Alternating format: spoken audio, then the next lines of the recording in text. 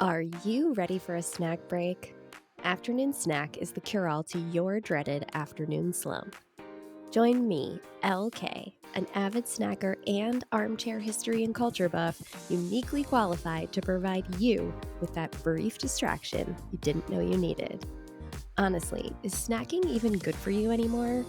I'm not sure, but you're not in the market for more than a little treat anyway. Boss just slacked you 8 times? No worries. This will only take a few. So stop slacking and let's get snacking. Seriously, leave them on red for 5 and take a breather. If you find yourself scrolling through LinkedIn and craving a little more substance as I do, this show might just be for you. Join me for a bite-sized musing you can chew on for the rest of the day. Grab that scone and an espresso, and let's get snacking.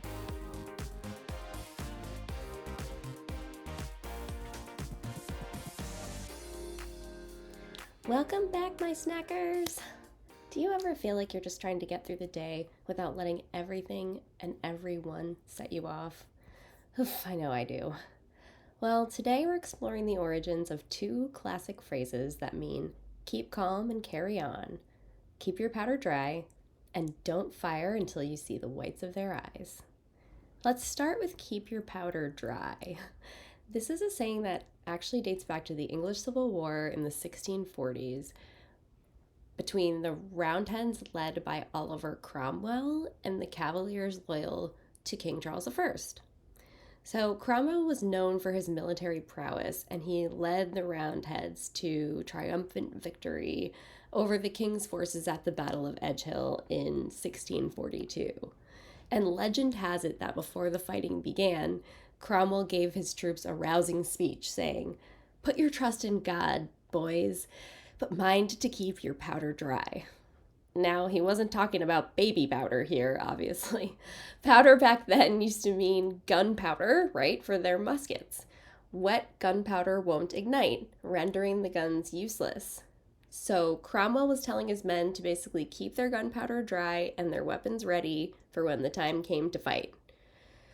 All right, so for the second one here, fast forward to over 100 years later across the Atlantic. Tensions are brewing between the American colonists and the British Crown. In 1775, fighting breaks out in Lexington and Concord, marking the start of the Revolutionary War. The British occupy Boston, surrounded by thousands of colonial militiamen. Months later, the Battle of Bunker Hill erupts just outside Boston. And as the British forces advanced, colonial officers ordered their men, "Don't fire until you see the whites of their eyes." They wanted to conserve their limited ammunition, obviously, and wait until the British were at point-blank range for their musket fire to have, the most possible impact.